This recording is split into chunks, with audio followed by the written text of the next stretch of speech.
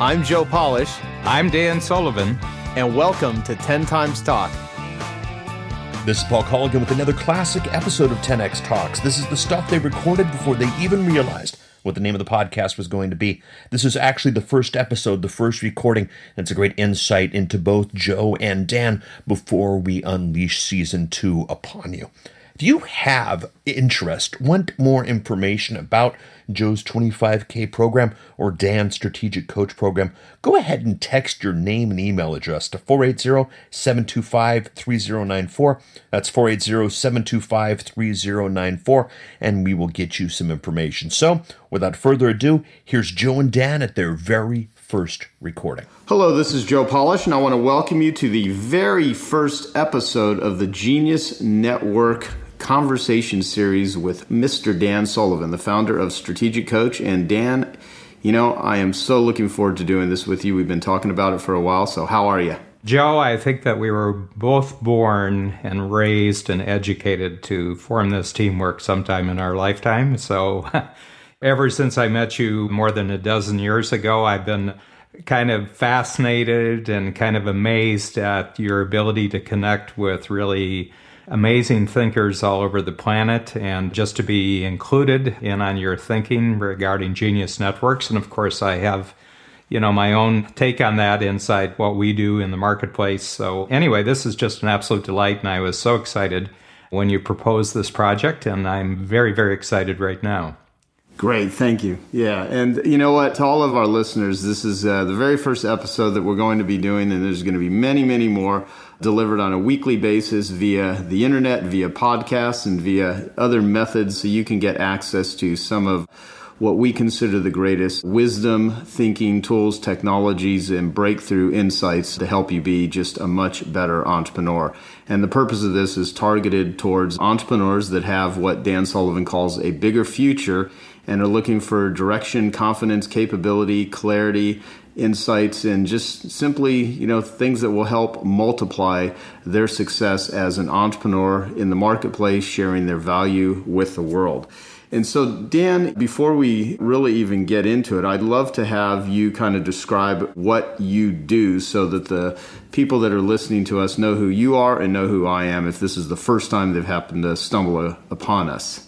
Yeah, well, Joe, back in the 1970s, I got onto the whole concept of coaching, and I was very early in the marketplace. As a matter of fact, I always say I had a double problem in the 1970s. I had to go out and sell my business, but before I could do that, I had to actually sell people on what the whole concept of coaching was. So I started a whole profession that was just related to finding people who were entrepreneurs, in other words, self-employed, or they had small businesses. And I created this whole thinking process for entrepreneurs to continually expand their notion of how big their future was on the one end, but also to really dig down and zero in on what they were really great at. In other words, where their genius was. And to put the connection between what they were uniquely gifted at and then constantly expand their notion of how that genius that they had could be expanded out in the marketplace. And so over the years, we've just had well over 10,000 individuals who are connected to us in terms of growing their entrepreneurial vision and taking their genius and constantly expanding it through other people, through networks, through systems out in the marketplace. So, that's kind of how we met, because it was through one of your networks that we connected in the late 1990s. Yeah. And, I've been a client of Strategic Coach for many, many years, well over, a decade, like you mentioned. And it has just not only been one of the most incredible experiences of my life, it's simply made me a better entrepreneur. And it's made many, many, many thousands of people better entrepreneurs that have gone through it. And the reason being is because you've literally, Dan, created, what I now call a genius network. Part of genius networking is, what you do to become a genius networker. And, in order to have a genius network, you need to do genius networking, which is learning and doing. And you've developed this environment where you take some of the greatest entrepreneurs and you create a place for them to think, plan, have discussions. And by doing so, it creates this incredible amount of perspective, learning, insight, and direction. And what we see in the world, what I see in the world at least, I shouldn't say we, it depends on everyone listening out there, is a lot of entrepreneurs that are scattered all over the place. And a lot of them really they have all these incredible, what many would consider genius level ideas, but not necessarily the best places to discuss them, an environment where people are supporting them, and an environment where they're really able to come to grips with things that they don't have a handle on and get a handle on them. And in a lot of ways, that's what Strategic Coach does. And in my world, where I have Genius Network Mastermind, that's what we do in the area of direct response marketing. And so, one of my motivations for doing this series with you that we're going to do on an ongoing basis, as long as everyone listening gives us great feedback and gets great value out of it, is delivering as much as we can this sort of insights and perspective from our years of experience and with working with so many successful entrepreneurs and sharing it with the world. And one thing I want to mention is that in my world, I have a company called Piranha Marketing, and I teach small business owners and some large organizations how to use direct response marketing, what I call ELF marketing, which is easy, lucrative, and fun, versus half methodologies, which are hard, annoying, lame, and frustrating. And I've been able to transform an industry of professional carpet and upholstery cleaners and restorers, because that's kind of where I started in business, using very effective marketing methodologies. So not only are we going to talk about, entrepreneurial philosophies, but specific strategies and methods and technologies that everyone can use. And there's a term, Dan, that you use called an industry transformer. You even wrote a book called Industry Transformers, which people can get on Amazon. They can get it at strategiccoach.com.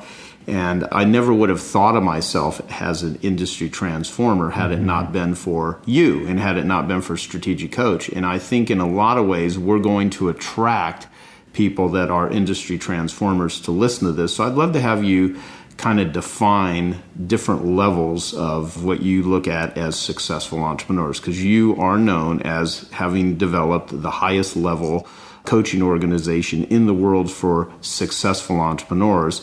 And I'd like to have you speak to that so our listeners kind of see if they're in that category or have the potential to be there. Joe, it's really interesting because, we live in a wonderful age right now, right at the beginning of the 21st century, because I believe that the dominant way to make your way in life right now is entrepreneurial versus what had previously been where you were a member of a large organization or a large bureaucracy.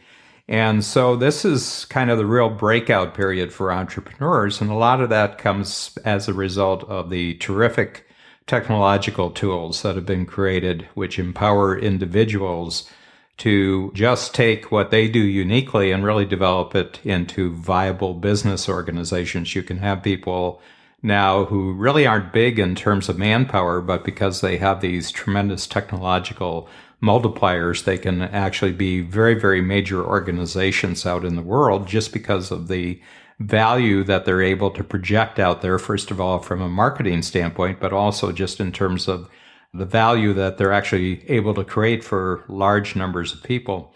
But where it all starts, Joe, and each of us has our own history here, and there's a bit of a misfit quality about people who take the entrepreneurial route. And I think one of it, from a negative standpoint, they're just people who don't fit into other people's systems. They have a certain quality which makes them hard to hire. It's hard to hire this person because they have their own notion of how they would like to achieve results, how they would like to organize themselves. And first of all, it takes that inclination, but then it takes a fair amount of courage.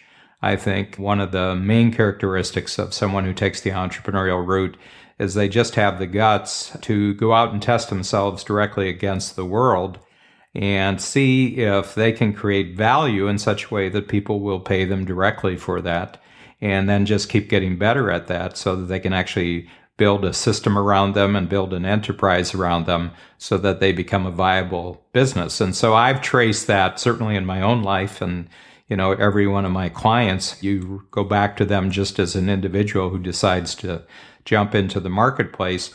I'm going to take it right to the other end because you brought up the word industry transformer, and I'd like to sort of set that out as a model right here in our first podcast, an industry transformer for me is someone who has gone beyond what I would say, the commodity beginning of their existence. And what I mean by a commodity is that when you go into the marketplace, regardless of what business you start with, Joe, in your case, you started with carpet cleaning, and it could be any of hundreds of different types of businesses.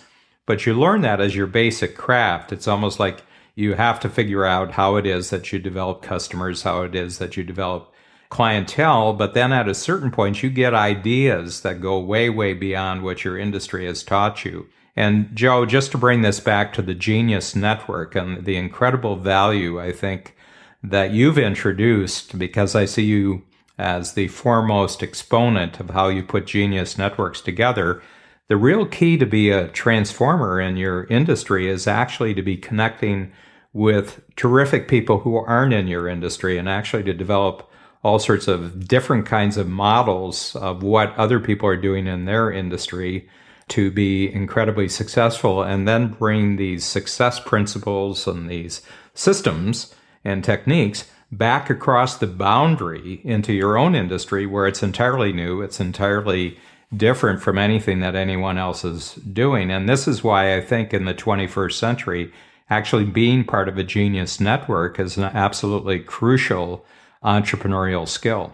Completely. And if there's anything that has allowed me to probably accelerate my income, my growth, my success more than anything is the tapping into incredible Genius Networks. And you're going to spend the time anyway. I mean, you talk about this all the time. People are going to put in the work anyway. So where do you actually want to put in the work? Do you want to put it in on a scale of 1 to 10 into activities that's going to produce a 1-to-1 or a 10 times sort of result? And you speak to the whole concept of 10 times. I mean, even 8 days ago from the time we're actually recording this for the first time, we were together in Chicago at a U times 10 workshop with something that you have a whole group of people thinking 10 times. And if someone wants to become an industry transformer, really wants to develop a Genius Network that creates massive multiplication of their success, it's really good to just start thinking that way from the very beginning. And so when we do these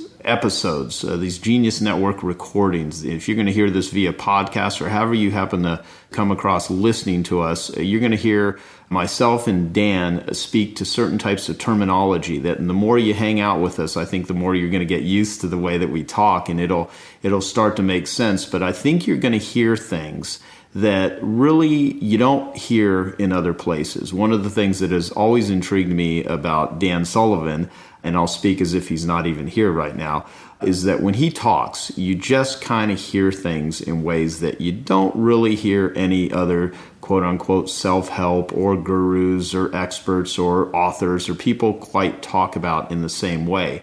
And that's a really important thing to talk about from the very beginning, because we want this to be a place where you can come and learn and hear and discover insights and ways to think about the world, ways to think about your entrepreneurial business, your career, your behavior, so that you leave with not only, incredible confidence, but you always have a place where you can tap into that's going to help you think much, much bigger, so that can help you grow much, much bigger. And we're just putting this out to the world because we want to create incredible value. And what do we want in exchange for it? Well, we want people to use it.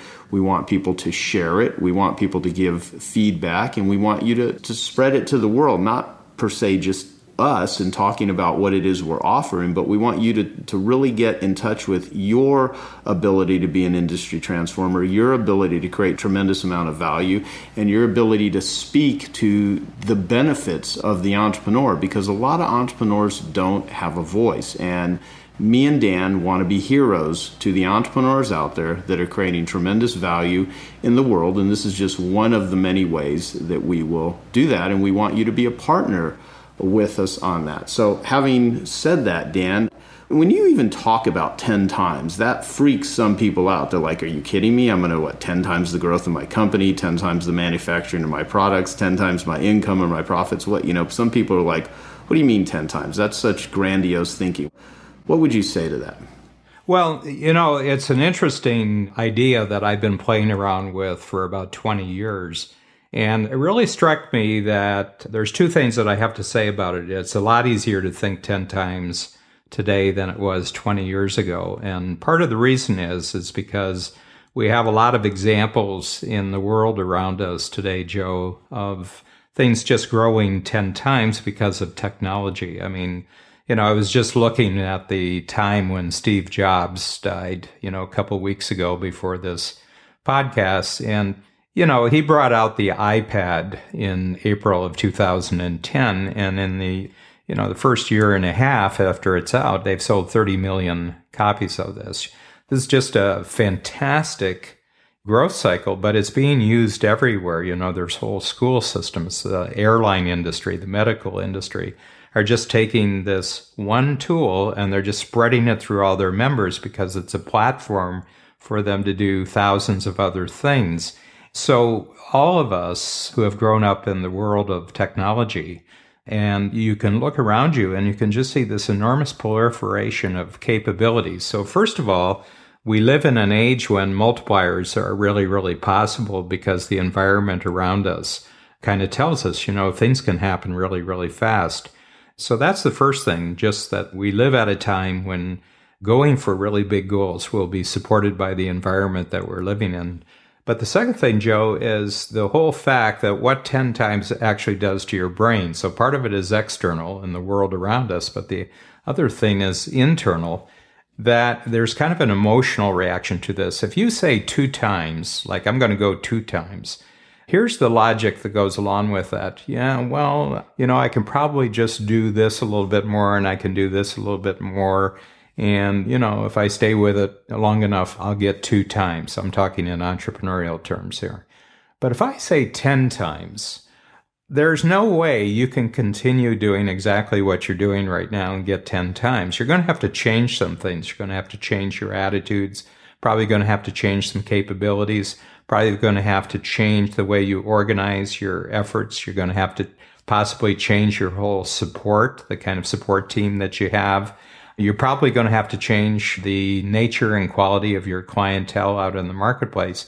So what I find is that when people will just take part of their business, doesn't have to be their own business, but they take part of their business and they say, we're going to grow this 10 times, all of a sudden their creative mind wakes up and begins saying, wow, there's just a lot that I'm doing right now that wouldn't support that.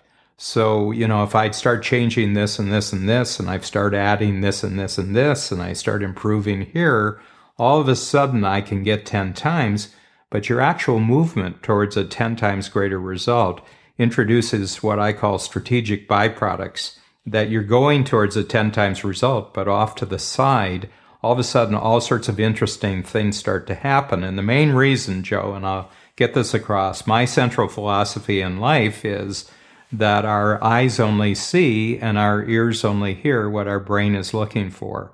And you've had this, everybody listening out there, Joe, has had this experience that you begin thinking a thought or you begin going towards a goal, and all of a sudden you notice that there's just dozens and dozens of things happening every day that are kind of related to your goal that you never saw before, because your brain wasn't telling you to look for those things and your brain wasn't telling you to listen for those things. So what I'm saying to entrepreneurs is go big, go for 10 times, because your eyes and ears will pick up on all sorts of different kinds of capabilities, different kinds of opportunities, different kinds of resources. But most important, and just bringing it back to the subject matter of our podcast here, you'll start all of a sudden attracting and connecting with an incredible number of other people who are doing the same thing. You'll notice that there's a lot of other people who are going for 10 times. You're looking for them, but they're also looking for you. But it's not until you commit yourself to the 10 times that you will become obvious to each other. Yeah, exactly. I love that. And so that is an offer for all of our listeners of the Genius Network podcast to start thinking this way and make this a continual way that you look at your business, the way that you look at your life, the way that you look at your world. And one of the things I did recently was even look at relationships that I've had outside of business. Like, how could I go into certain types of relationships and go for a 10 times greater enjoyment, 10 times deeper connection, greater bonding, greater intimacy. On all levels, you can really look at the world through the lens of 10 times. And even if you don't get there, the fact that you're in all areas, the fact that you're even thinking that way just really expands what you open yourself up to, if you want to look at it from that perspective. Now, Dan, one of the things that I absolutely love is marketing. I have a podcast called I Love Marketing. Also, that's what got me on the path of saying, we really need to kind of do our own and put our knowledge and our ideas and our wisdom that we've developed and learned from others through our own experience out into the world. And I asked you several years ago to define selling, because all entrepreneurs, that's what they do. And no matter what someone's perspective is on selling, nothing happens until a sale is made. And the first sale needs to begin in the mind of the entrepreneur. And I asked you, to define selling, and you gave a definition, which I'm going to say, and I would encourage everyone to write it down if you're in a place where you can. And you said that the definition of selling is getting someone intellectually engaged in a future result that's good for them and getting them to emotionally commit to take action to achieve that result. So basically getting people intellectually engaged in a future result that's good for them and getting them to emotionally commit to take action to achieve that result. And I thought that was one of the most profound definitions of selling that I'd ever heard. And since then, I've shared it with so many people and talked to so many people. Last Friday, I did something I'd never done before. I have a professor that lives in the neighborhood. She works at ASU, Arizona State University, and she has a group of graduate students that got scholarships through an entrepreneurial funded program, and all these people want to run companies. And she asked me if I could speak to some of these top students. So they came down to my office, and I spent 3.5 hours talking to these graduate students. Because, I failed owning and operating a small business when I went to a community college. I even showed them a copy of my transcript. They all cracked up. So I don't have a degree in anything. And basically, I gave them the definition of selling after I asked them, how many of you consider yourself great salespeople? And, several of them raised their hand and said they don't like selling. And I asked them why. And they're like, well, I don't want to pressure someone. I think you're talking somebody into it. And, I gave them some interesting things to think about, such as, people love to be sold. They hate to be pressured. It's really how you look at selling. And I took them through that definition and I broke it down. Now, we don't have a lot of time today. I just want to kind of put it out there. And this is going to be something we're going to talk about on the next episode, which are going to be made available to all of our listeners on a very regular basis. We'll decide on what that is, but it'll probably be around weekly. We'll put up a new episode. But I wanted to have you talk to that particular definition and what you even think of as selling, because I think that'd be a great thing to talk about on this first episode. Yeah, well, first of all, the belief that you're not a good salesperson, or the belief that selling is bad, I think is probably the most terrible self-limiting thought that a person can have in their mind, because it actually disconnects them and isolates them from future growth. It isolates them from any kind of self-improvement. It isolates them from massive amounts of support that could be in the world. So I think it's very important for individuals to actually not have, and really examine themselves here, Joe, not have a negative attitude towards selling. And, by my definition that you just quoted, the whole thing, it lies on two levels. One is that it's intellectual, so it has to be grasped with the brain. The whole point is that it's the engagement with the future. So the first thing about selling is that you're getting someone to engage with their future, and what you're in fact selling them on is not the product that you're offering to them or the service that you're offering to them. You're actually selling them on the fact that they have a future that's much bigger than their present. So I always say that the first sale I ever make is to sell somebody on having a future that lies in their imagination, but they just haven't defined it and they haven't, actually described that future. So I describe that future.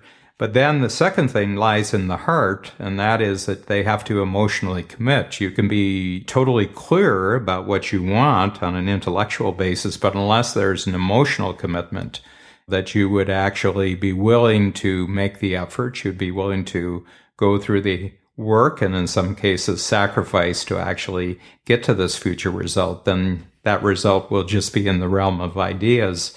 It won't be in the realm of reality. And that's what a great salesperson does. if you look around the world, everybody who's successful in any field of activity, not just entrepreneurism, is a great salesperson. I mean, you are at the university. There's great salespeople at Arizona State University. There's people who, any great teacher is a phenomenal salesperson because they're always engaging the students in a prospect about their future that is so exciting to them that they'd willing to, to go through 4 years of a lot of study, great discipline, and everything else to get to a certain point. So I just feel that selling is a fundamental human activity of creating the future. This is essentially how human beings create worlds around them that are way, way bigger than anything that's existed in the past and what's existing right now. And we do that through the single activity of selling. And it's an incredibly honorable activity. It's the most fundamental activity that I think is connected with any kind of personal success in the world. So I've always believed that. My father was a great salesperson, and I admired him enormously for how he could engage people and get them to move. Yeah.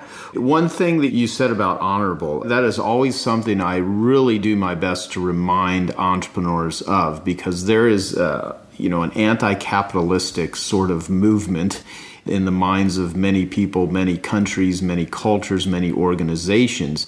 And it's absolutely ridiculous, because if you were to eliminate sales activities in the world, the entire world would pretty much crumble. I mean, I think salespeople and marketers, in the best of terms, when they're creating value, are the saviors of the world. They're the innovators. They're the ones that are incentivized for doing great stuff, for creating innovations. And without sales, the greatest products, the greatest services, the greatest experiences, ones that, simply entertain people, to the ones that, make life better, to save human lives, they would not exist without salespeople. Ideas are a dime a dozen. Products and services, some of the best in the world, can sit and experience no marketplace share and not even get out there if it's not for somebody that's out there selling them. And I even think of salespeople as anyone that gets someone intellectually and emotionally engaged in a future result. And the ethics come in when it's actually good for them. Because there's a key thing about your definition, which is getting people intellectually and emotionally engaged in a future result that's good for them. And that is the intention and the result behind it. Because you can use selling and marketing to sell people crappy, toxic food, cigarettes, alcohol, pornography, and all kinds of things that, quote unquote, aren't good for people. The point is not the methodology, it's the end result behind it. And if you're an entrepreneur that creates tremendous value in the world, and that's something you're going to hear me and Dan speak to a lot, because that's one thing I admire about you more than anything, Dan, is that you not only are a voice for pro-entrepreneurism, you're also a huge voice for creating value. I mean, you're a guy that really wants to see good stuff put out into the world. You do it yourself, and you've helped thousands of other people understand what that even means and what their value is, and do a better job of uniquely packaging it, communicating it, telling their story, and all of that. And so, on our very first episode of Genius Network, this conversation is really about setting the stage for people to think about selling and doing it in a way that gets people intellectually, emotionally engaged in a future result that's good for them. And there's so much more I'd like to say, Dan, but we're kind of at the time where we've agreed to keep the first episodes around to 30 minutes in length, and then we will continue to pick up. So hopefully that's a good enough cliffhanger for everybody to listen to our second episode. Give us some feedback on what you think of the first one, and then we will carry this on. And so there's so much more I'd like to say, but I'm going to save it for the second episode and just leave any final thoughts that you might have right now to you, Dan, and then we'll wrap up and invite everyone to listen to the second episode of Genius Network. Yeah, I would just like to sort of wrap it up back into our theme, Joe, that what we really want to do is to be so passionately committed to something ourselves. First of all, that we're intellectually engaged in a bigger future for ourselves, and that we are committed to going forward. And when you express that out in the world, then you can begin this whole process of connecting yourself up with like-minded people. So I think we're creating a movement here, Joe, with this first podcast. And I can talk a little bit about the incredible world of connections and ideas that is developing in the 21st century at an exponential speed. And I think that, just this theme of selling, first of all, selling other people on a bigger future, and selling yourself on a bigger future is a crucial vehicle for accessing the genius of other people in networks right around the world.